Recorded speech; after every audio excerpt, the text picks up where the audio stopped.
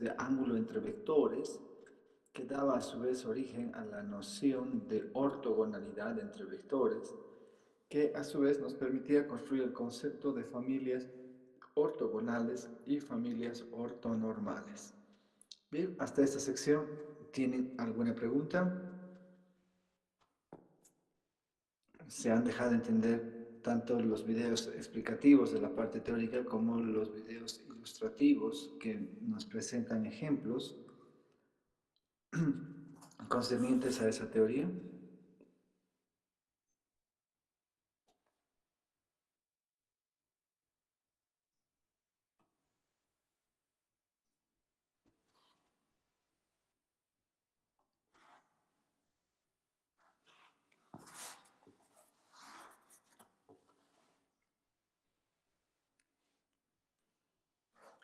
Yo qué sé, si le pregunto a Camila Rodríguez, que está aquí presente, ¿qué es para ti o cuándo se puede decir que dos vectores son ortogonales? ¿Cuál es el concepto primario?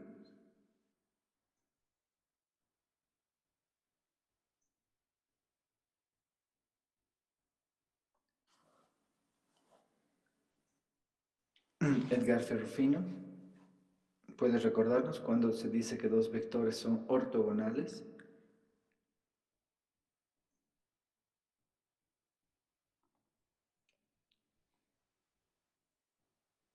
Vamos, ya les estoy haciendo el cuestionario. Inge, ¿yo le puedo responder? Sí, por favor, adelante, Manuel. Según lo que dice en la teoría, es que los ortogonales es cuando el ángulo entre ellos es recto, si no me equivoco. Así es, estás en total certeza. El prefijo orto en castellano, ¿no? Viene del griego recto, ¿sí? Por eso es que todos tenemos un orto, ¿no? En nuestras nalgas hay un orto para que nunca se les olvide. Y orto es lo mismo que recto. Entonces, de ahí vienen muchas otras palabras como ortodoxia, ortodoncia, ortografía, etcétera, etcétera. ¿Sí? Entonces, cada vez que hablamos de vectores que son mutuamente ortogonales es porque el ángulo entre ellos es un ángulo recto. Bien, ahora Carlos Fernando Mamani, ¿puedes decirnos qué criterio nosotros tenemos para reconocer que dos vectores sean ortogonales, es decir, que estén formando un ángulo recto?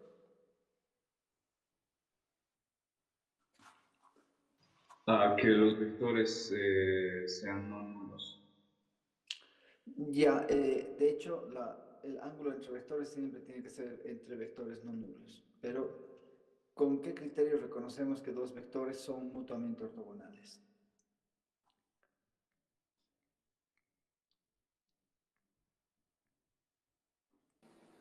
Y creo que si su producto escalar es cero, si no me equivoco. Exactamente, no te equivocaste para nada.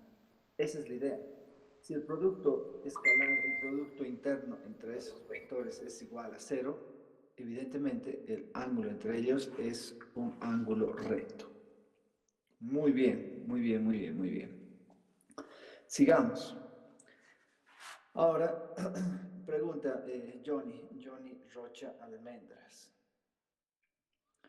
Pregunta, quiero saber cuándo una familia de vectores se dice que son una familia ortogonal.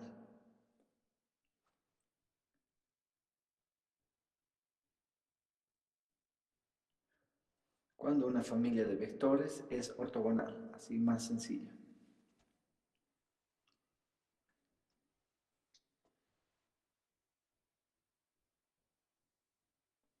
Bueno, Marcelo, hay varios Marcelos. Empecemos con Marcelo Quiñones. Cuando una familia de vectores constituye un conjunto o familia ortogonal.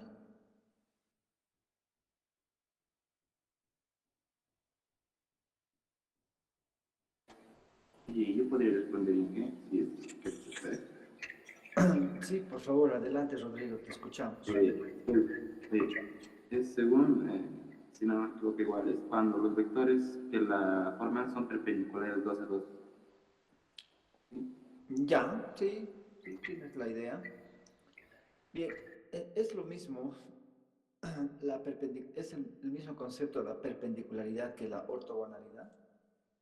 ¿O son conceptos diferentes?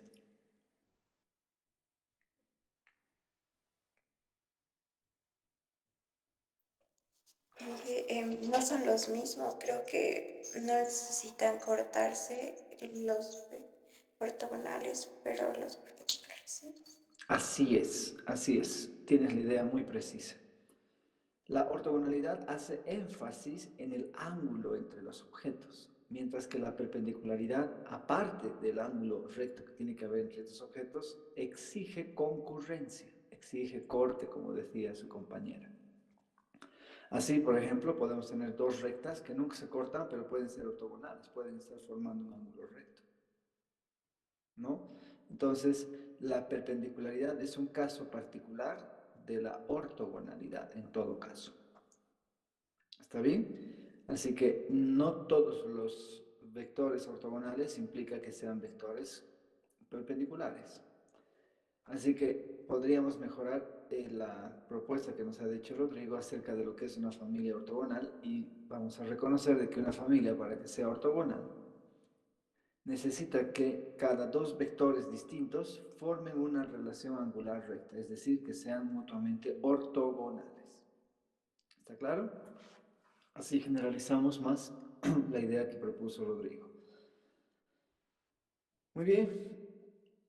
Esta noción de familia ortogonal también nos hace pensar en una familia ortonormal. ¿Alguien nos puede recordar cuándo una familia de vectores constituye una familia ortonormal? Tal vez tú, Carolina. Carolina Alcócer, la única Carolina de este curso.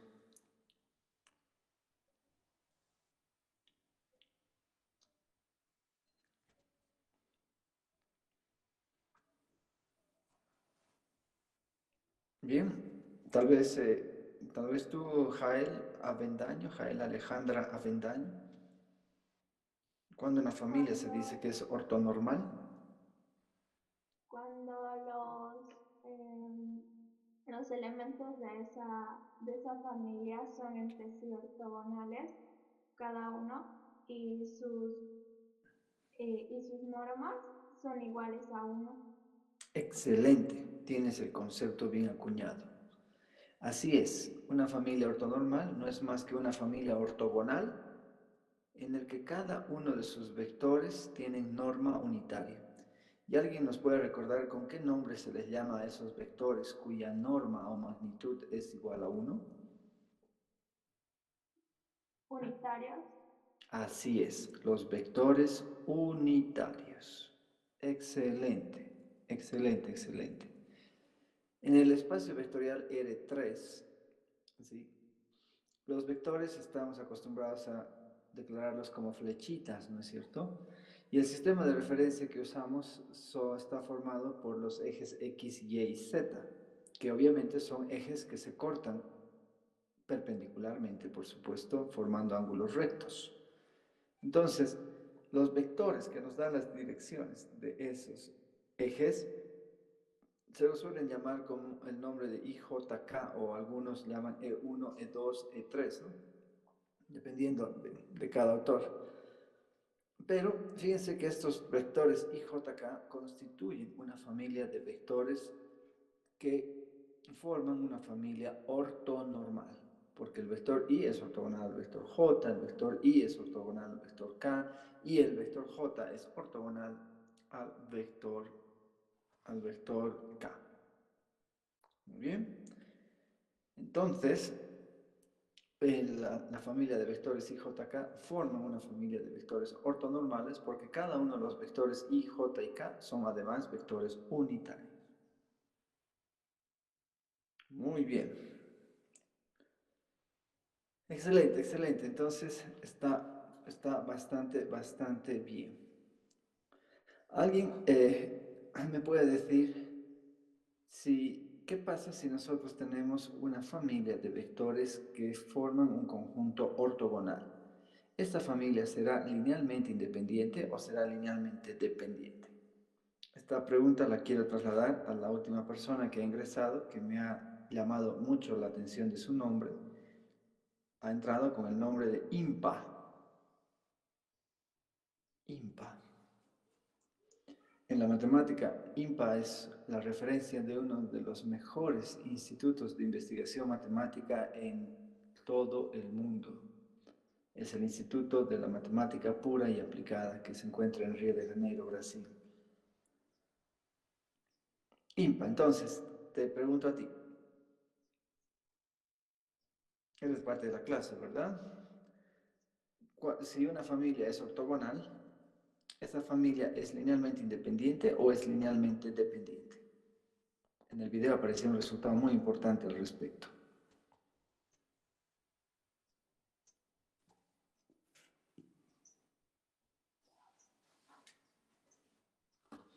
¿Bien? Parece que estamos con alguien que tiene un voto de silencio. Así que voy a trasladar la misma pregunta a Daniel Capari Saavedra, por favor.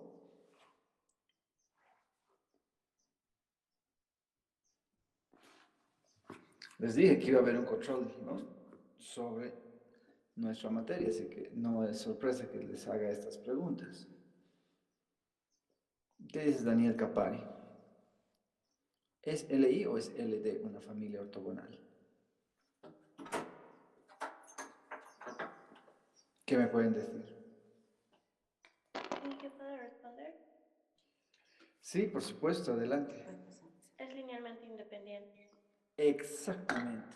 Así que podemos concluir de que toda familia ortogonal es linealmente independiente. Eso es un resultado muy importante porque ya no tenemos que estar usando la ecuación de la dependencia lineal para que nosotros podamos establecer si la familia es LI o es LD. Excelente. Ahora, otra pregunta igualmente importante, ¿sí? Si nosotros tenemos una familia, o mejor, una base ortonormal para un espacio vectorial, ¿sí? Una base ortonormal. Entonces, y quiero agarrar cualquier vector del espacio vectorial sobre la cual esa familia es base. Mi pregunta es, ¿cómo? Ya sabemos de que cualquier vector de ese espacio vectorial puede escribirse como una combinación lineal de los vectores de esa familia, ¿ya? Entonces, la pregunta es, ¿cómo puedo encontrar los coeficientes? ¿Cómo puedo encontrar los coeficientes de esa combinación lineal de cualquier vector respecto a esa familia ortonormal? Sí, Adalid Arnés, de repente nos puedes comentar la respuesta.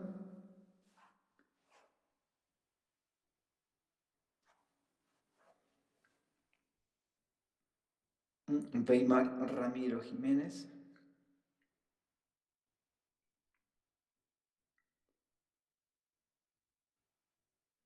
Bien, preguntemos al otro Marcelo, Marcelo Gatiel Nina Nina.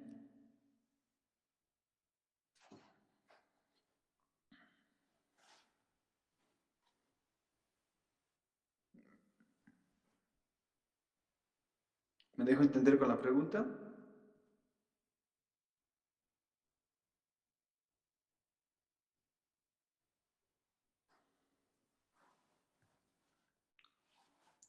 Por favor, confírmenme si es que pueden ver la pizarra de Jamboard.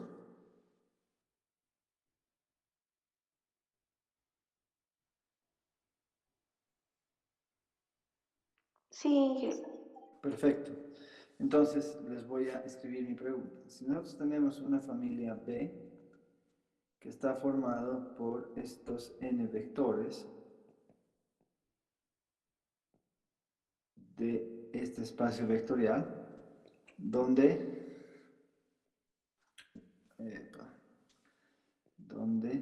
entonces voy a poner así, sea B, donde B es una base, ¿qué he hecho? Es una base ortonormal,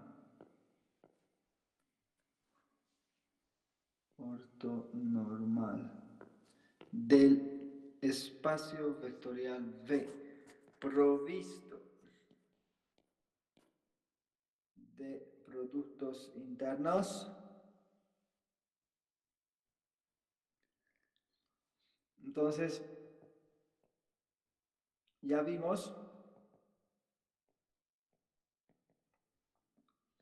que si X es un vector cualquiera de este espacio vectorial B, entonces existen únicos escalares alfa 1, alfa 2, alfa sub n, tales que el vector X se puede escribir como alfa 1 por U sub 1 más alfa 2 por U sub 2 más alfa sub n por U sub n. Yo no sé qué le pasa a mí por U sub n. ¿De acuerdo? Entonces, mi pregunta concreta es, ¿cómo puedo calcular estos alfas de manera directa, sin necesidad de estar resolviendo pesados sistemas de ecuaciones?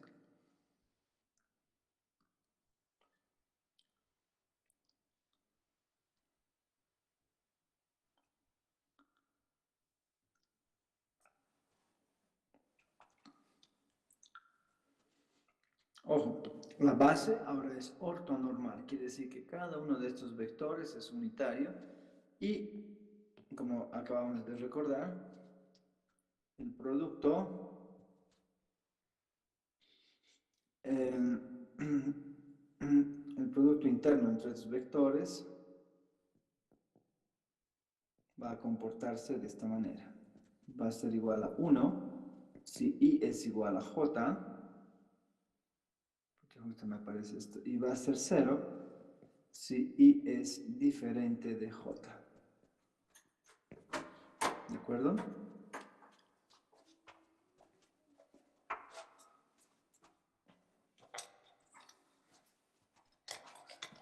Muy bien. ¿Alguna idea de cómo tienen que ser estos escalares?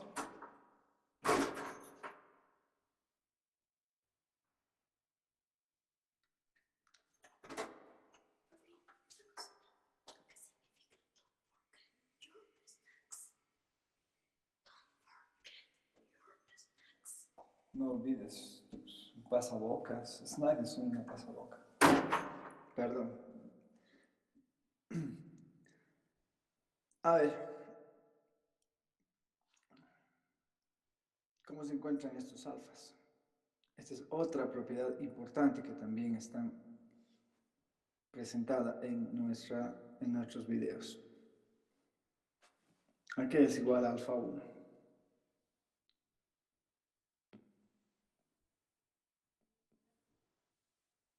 ¿Ya se acuerdan? No es otra cosa que el producto interno de X con el vector U sub 1.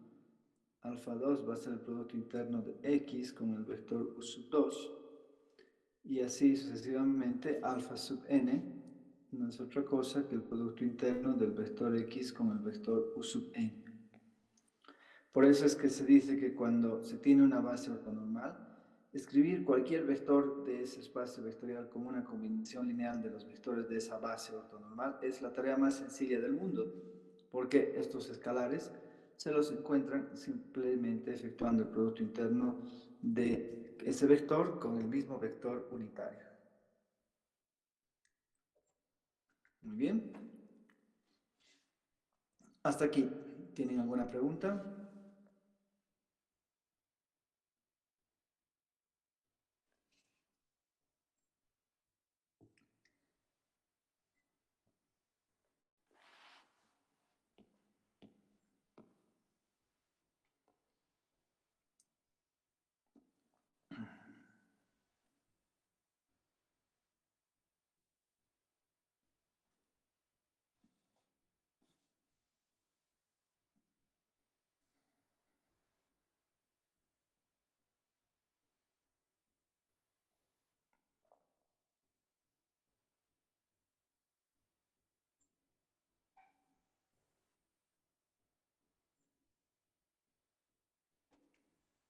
Muy bien. ¿Alguna pregunta hasta acá? Inge, yo tengo una consulta sobre la norma, disculpe. Bueno, Adelante, por favor, vamos a escuchar tu duda. ¿qué pasa si al realizar la norma de una función nos sale un número decimal? Nos saldría, por ejemplo, si nuestra función fuera 2, 0, 3 y 1, eso haciendo norma sería al cuadrado y a la raíz nos saldría raíz de 14 y eso sería un decimal. ¿Habría algún problema? Porque creo que tienen que ser reales, digo. Pero la raíz de 14 es un número real. A ver, recordemos. ¿Cuál es el concepto de norma o módulo de un vector?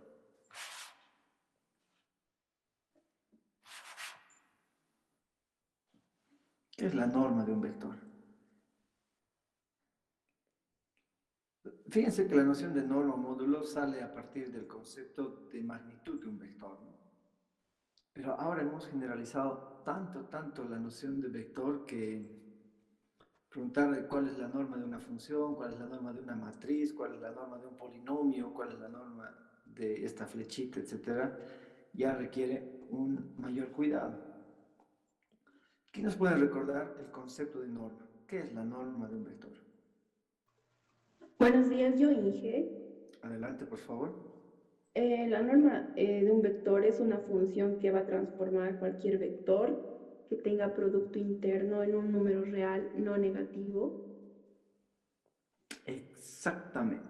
Es decir, nos va a devolver un número real no negativo, o sea, va a ir al intervalo de los reales, desde 0 hasta más infinito, incluido el 0, por supuesto. Entonces, definido, ¿de qué manera? ¿Cómo hemos definido nosotros?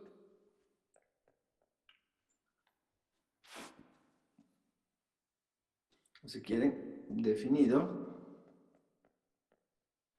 para cada vector X de este espacio, ¿cómo? ¿Y cómo se calcula la norma? ¿Cómo está definido? ¿Cuál es su regla de correspondencia?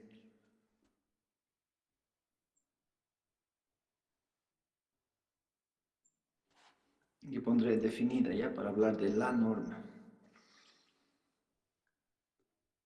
¿Nadie se acuerda? Caramba. Es la raíz del producto interno del vector por sí mismo, creo. Exactamente, exactamente. Y este es siempre la raíz cuadrada es siempre un número real positivo, incluido el 0. ¿Se dan cuenta? Entonces, fíjense, cuando se estudió el producto interno, vimos de que el producto interno de un vector consigo mismo jamás de los jamás es negativo. Así que no corremos el riesgo de que esta raíz cuadrada nos devuelva un número que no sea real, y menos que sea real negativo. ¿De acuerdo? Así que mucho cuidado. La raíz de 14, la raíz de 17, el logaritmo natural de 5, etcétera, son reales positivos. No hay ningún problema. No hay ningún problema, ¿no? Si tengo mi vector X que pertenece al espacio R3, tal que X es el vector, yo que sé, menos 1, 5, 2, entonces la norma del vector X es la raíz cuadrada del producto interno de X consigo mismo. Pero ya hemos visto que existen infinidad de productos internos para el mismo espacio vectorial. Sin embargo, y eso también se ha convenido en los videos, de que para no tener que usar cualquier producto interno, vamos a adoptar, salvo que se diga lo contrario, al producto interno estándar para evaluar nuestros productos interiores. Así que el producto interno de X consigo mismo va a ser menos 1 por sí mismo, más 5 por sí mismo, más 2 por sí mismo. Y esto nos da la raíz cuadrada de 30. Y esta es la norma del vector. Y por supuesto este es un número completamente real y no negativo. ¿Está eso claro ahora? Sí, Inge, gracias. Muy bien.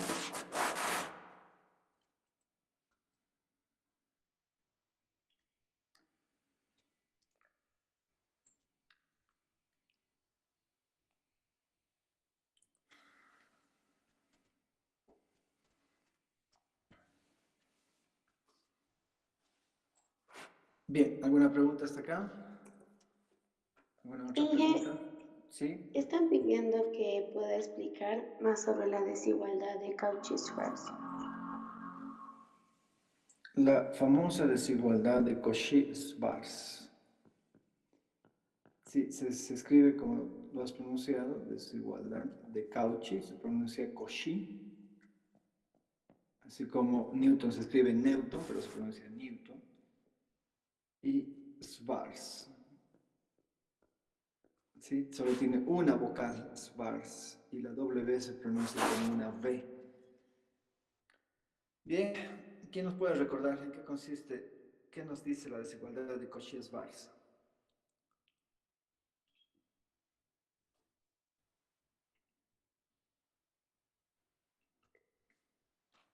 Les doy el contexto. O sea, X y Y, vectores del mismo espacio vectorial B. ¿Ya? Siendo B un espacio vectorial provisto de productos internos. Luego, ¿qué afirma la desigualdad de Cauchy-Schwarz? A ver, ¿quién nos recuerda?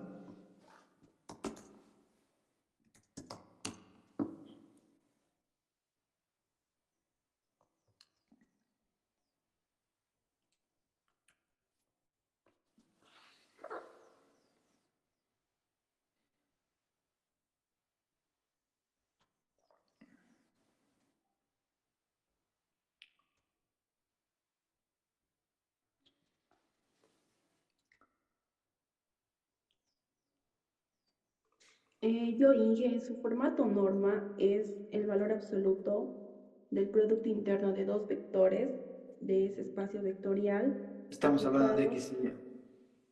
sí, acotado por la norma de X por la norma de Y. Nada más, eso es lo único que está diciendo Cauchy-Schwarz, que sería equivalente a decir que el producto interno entre estos vectores X y Y al cuadrado es menor o igual que el producto interno de X consigo mismo multiplicado por el producto interno de Y consigo mismo. Tenemos las dos formas. En el video están las dos formas de la desigualdad de Cauchy-Schwarz. ¿No es cierto?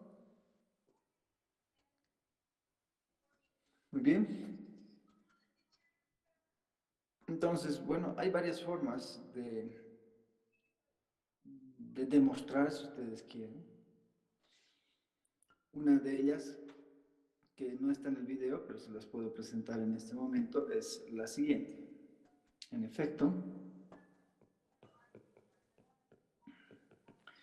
ya se vio de que el producto interno entre dos vectores es el producto de las normas por el coseno del ángulo θ, siendo θ un ángulo acotado entre 0 y pi, el ángulo entre los vectores x e y. ¿No es cierto? Ahora vamos a aplicar el valor absoluto a ambos miembros. El valor absoluto de la norma, del producto de estas normas por el coseno, como las normas son positivas, salen fuera del valor absoluto, por el valor absoluto del coseno de θ. ¿Hasta ahí todos de acuerdo? Pero nosotros sabemos que el coseno de θ es una función cuyas imágenes oscilan en un ancho de banda de -1 a 1. ¿No es cierto? Todas las imágenes del coseno están entre -1 y 1, lo que es equivalente a decir que el valor absoluto del coseno de θ es estrictamente menor que 1. ¿Estamos de acuerdo con eso? En consecuencia, si multiplico ambos miembros por un número real no negativo, la relación de orden se conserva. Y eso es precisamente lo que voy a hacer. Voy a multiplicar a ambos miembros por el producto de estas normas. Y ya sabemos que las normas nunca nos devuelven un número negativo, así que estoy multiplicando por un número que es no negativo, lo que me garantiza que esta relación de orden se conserve. Pero acabamos de ver hace un momentico nada más de que todo este primer miembro no es otra cosa que el valor absoluto del Producto Interno de X por Y. Con lo que queda demostrado que el valor absoluto de X por Y queda acotado. Aquí voy a arreglar esto. Esto es menor o igual que 1, menor o igual que XY. Queda que el valor absoluto del Producto Interno de X por Y queda acotado superiormente por este producto de normas.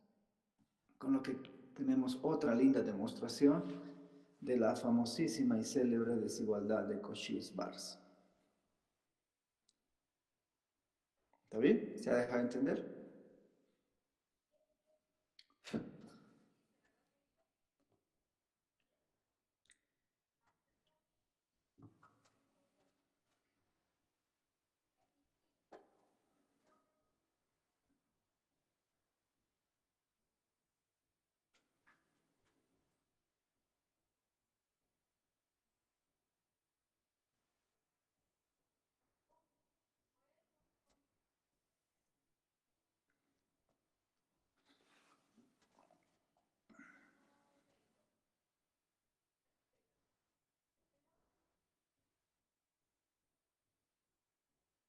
Ok. ¿Alguna otra pregunta?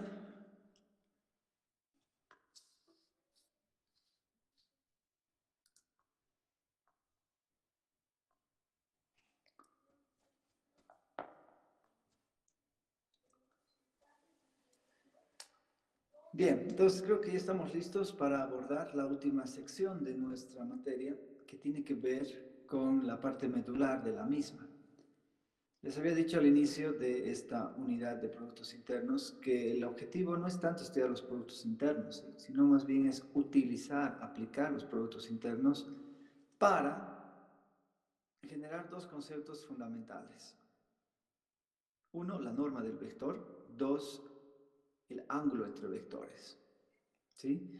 Pero todo eso en realidad tiene algo más sustancial que construir, y es precisamente que estas nociones nos van a permitir construir bases ortonormales para espacios vectoriales. Esa es la gran consigna de esta unidad, aprender a construir bases ortonormales. Y esa noción la puede construir mediante un nuevo concepto que es el de la proyección ortogonal. Así que les voy a hacer la entrega dentro de unos minutos nada más de los últimos videos concernientes a nuestra materia, que les va a presentar la noción de proyección ortogonal, la noción del proceso de ortonormalización de Gram-Schmidt y un ejemplo muy ilustrativo que va a abarcar a todos los conceptos de esta unidad. Así que con lápiz y papel hagan el seguimiento, por favor, de toda esta teoría y de los ejemplos que se están brindando. Bien, ¿está claro hasta aquí? ¿Está clara la consigna? Así que mañana nuevamente vamos a hacer un control, no sé si decir de lectura, pero por lo menos un control de que han visto y estudiado los videos y los contenidos que están expuestos en esos videos.